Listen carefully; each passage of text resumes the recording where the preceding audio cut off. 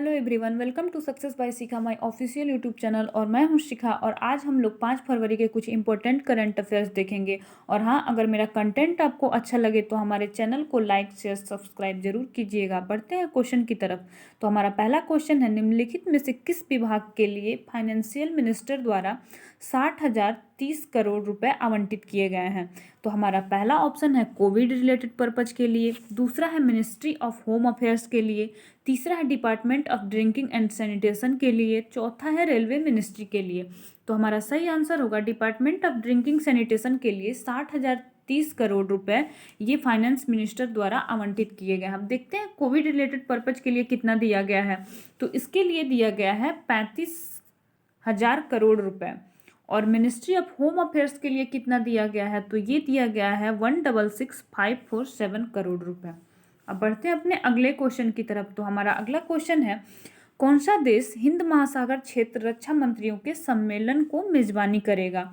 तो हमारा पहला ऑप्शन है यूएसए, दूसरा है इंडिया, तीसरा है नॉर्वे और चौथा है स्वीडन। तो हमारा राइट आंसर होगा कि इस बार ये मेजबानी इंडिया कर रहा है। और इसमें क्या होता है कि इसमें जितना भी हिंद महासागर के आसपास के देश हैं ये टोटल इसमें शामिल होते हैं। तो अभी तक इसमें 23 कंट्री हैं और इसमें हाल फिलहाल में अभी फ्रांस को जोड़ा गया है। आईओसी का फुल फॉर्म क्या होता है? ये होता है इंडियन ओशियन रीजन। और इंडिया के बेंगलुरु में ये सम्मेलन का आयोजन होगा। इसका एस्टेब्लिशमेंट हुआ था 1997 में और इसका हेडक्वार्टर है मॉरिशस में। और इस बार की थीम है इसकी हिंद महासागर में शांति, सुरक्षा और सहयोग को बढ़ावा देना।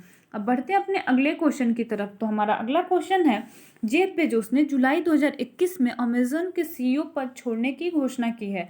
अमेजन के नए सीईओ किसको नियुक्त किया गया है? तो हमारा पहला ऑप्शन है एंडी जेसी, दूसरा है वर्नर वोगलस, तीसरा है जेफरी विल्के और चौथा है टेरेसा कॉल्सन। तो हमारा राइट आंसर होगा कि एंडी जेसी को अमेजोन का नया सीईओ नियुक्त किया गया है। अब देखते हैं कि अमेजोन का स्थापना कब हुआ था। तो ये हुआ था 5 जुलाई 1994 को और इसके फाउंडर हैं, उनका नाम है जेफ बेजोस। अब देखते हैं हमारा अगला क्वेश्चन क्या है। तो हमारा अगला क्वेश्चन है, कल्पावनम शहरी वन पार्क किस राज्य में खोला जाएगा? तो इसका तो पहली बात है कि ये शहरी क्षेत्र में ही खोला गया है, ये गांव के क्षेत्र में नहीं खोला गया है। तो हमारा पहला ऑप्शन है यूपी, दूसरा है बिहार, तीसरा है राजस्थान, चौथा है उड़ीसा और पांचवा है तेलंगाना। तो हमारा सही आंसर होगा कि तेलंगाना में ये पार्क खोला गया है। अब देखते हैं यूपी में पहला क्या हुआ है। तो यूपी में हुआ है कि यूपी के नोएडा में पहला फिल्म सिटी बनाया गया है। और बिहार में क्या हुआ है पहला? तो बिहार में कछुआ के रहने के लिए एक घर बनाया गया है।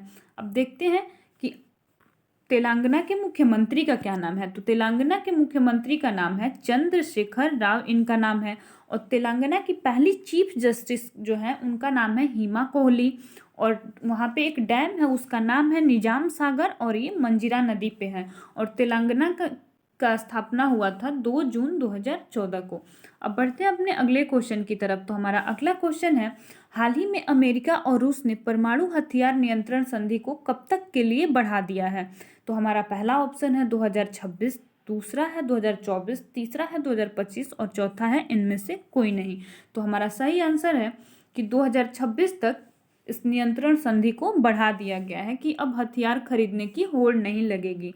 अब रूस की राजधानी कहाँ है? तो रूस की राजधानी है मॉस्को, यहाँ का करेंसी है रूबल और यहाँ के प्रेसिडेंट हैं व्लादिमीर पुतिन और प्रधानमंत्री हैं मिखेल मित्सुटिन। अब बढ़ते हैं अगले क्वेश्चन की तरफ। तो हमारा अगला क्वेश्चन है, हाल ही में जिस राज्य सरकार ने इलेक्ट्रिकल व्हीकल पर कोई पंजीकरण रोड टैक्स न लेने की घोषणा की है? तो हमारा पहला ऑप्शन है उड़ीसा, दूसरा है राजस्थान, तीसरा है तेलंगाना और चौथा है इनमें से कोई नहीं। तो हमारा सही आंसर होगा कि तेलंगाना राज्य ने अब इलेक्ट्रिकल व्हीकल पे कोई रोड टैक्स नहीं लेगा। अब देखते हैं कि तेलंगाना की राजधानी कहाँ है। तो तेलंगाना की राजधानी है हैदराबाद और यहाँ के मुख्यमंत्री हैं के चंद्रशेखर राव और उड़ीसा के मुख्यमंत्री हैं नवीन पटनायक और उड़ीसा के गवर्नर हैं गणेशी लाल। अब बढ़ते हैं अपने अगले क्वेश्चन की तरफ। तो हमारा अगला क्वेश्चन है, भारत सरकार ने गोवर्धन योजना के लिए एक एकीकृत वेब पोर्टल लॉन्च किया है जिसका नाम है गोवर्धन। में आर का अर्थ क्या है? तो पहला मेरा ऑप्शन है रीजन, दूसरा है रिसोर्स, तीसरा है रिवाइवल और चौथा है रिपब्लिकेशन। तो हमारा सही आंसर होगा कि आर का मतलब यहाँ पे रिसोर्स है। और गोवर्धन योजना का मुख्य उद्देश्य क्या है? तो इसका मुख्य उद्देश्य है कि हर जिले के एक गांव को चुना जाएगा और प्रत्येक जिले में एक क्लस्टर का निर्माण कराया जाएगा।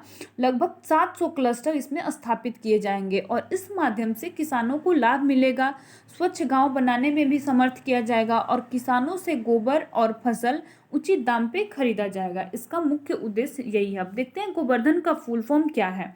तो ये इसका फुल फॉर्म है galvanising organic bio agro resources योजना। अब बढ़ते हैं अपने अगले क्वेश्चन की तरफ। तो हमारा अगला क्वेश्चन है, प्रख्यात आर्मी ऑफिसर टॉम मूर जिन्होंने कोरोना योद्धाओं के लिए रिकॉर्ड ब्रेकिंग फंड जुटाया था, उनका निधन हो गया। वो किस देश से थे? तो हमारा पहला ऑप्शन है जर्मनी, दूसरा है इटली, तीसरा है इंग्लैंड और चौथा है यूएसए। तो हमारा सही आंसर है कि ये इंग्लैंड के रहने वाले थे। अब देखते हैं कि इंग्लैंड के प्रधानमंत्री का क्या नाम है। तो इंग्लैंड के प्रधानमंत्री का नाम है बोरिस जॉनसन और इंग्लैंड में जो करेंसी चलती है उसका नाम है पौंड स्टर्लिंग और इंग्लैंड की राजधानी है लंदन। अब बढ़ते हैं अपने अगले क्वेश्चन की तरफ। तो हमारा अगला क्वेश्चन है, ऋषि कुमार शुक्ला के बाद केंद्रीय जांच ब्यूरो के कार्यवाहक के रूप में किसे नियुक्त किया गया है और जो 2 साल के लिए निश्चित कार्यकाल के बाद सेवानिवृत्त हुए हैं? तो हमारा पहला ऑप्शन है बिंदु शेखर झा, दूसरा है प्रवीण सिन्हा, तीसरा है राकेश अस्थाना और चौथा है एपी माहेश्वरी। तो हमारा सही आंसर है कि प्रवीण सिन्हा को अब केंद्रीय जांच ब्यूरो सीबीआई का नया कार्यवाहक नियुक्त किया गया है। अब सीबीआई का फुल फॉर्म क्या होता है? तो सीबीआई का फुल फॉर्म होता है सेंट्रल ब्यूरो ऑफ इन्वेस्टिगेशन और इसका हेडक्वार्टर है न्यू दिल्ली और इसके फाउंडर है गवर्नमेंट ऑफ इंडिया और ये 1 अप्रैल 1963 को स्थापना इसका किया गया था।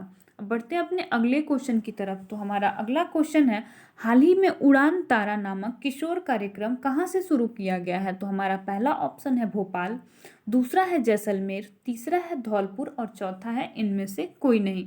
तो ये राजस्थान के धौलपुर से उड़ान तारा नामक किशोर कार्यक्रम शुरू किया गया है। अब देखते हैं कि राजस्थान में क्या क्या अभी नया किया गया है, कौन योजना आई है, कौन सा ऐप आया है। तो यहाँ पे अभी हाल फिलहाल स्वास्थ्य मित्र नियुक्त किया गया है और दूसरा है राजकोप सिटीजन ऐप भी यहाँ पे लॉन्च किया गया है और एक स्माइल ई लर्निंग प्लेटफॉर्म भी यहाँ पे लॉन्च किया गया है और आयु एवं सेहत साथी ऐप यहाँ लॉन्च किया गया है और राजस्थान के मुख्यमंत्री का नाम है अशोक गहलोत। अब यहाँ असम के बारे में कुछ हम लोग इम्पोर्टेंट फैक्ट देखते हैं कि यहाँ पे कौन सी योजना चलाई गई है। तो असम का मुख्य जो योजना है उसका नाम है धनवंतरी योजना, अपूर्ण घर योजना, अरुंधति योजना, अभिनंदन योजना, उत्तरण योजना, अरुणोदय योजना और पर्यटन संजीवनी। और यहाँ पे एक और ये योजना का नाम है स्वनिर्भर नारी आत्मनिर्भर असोम योजना।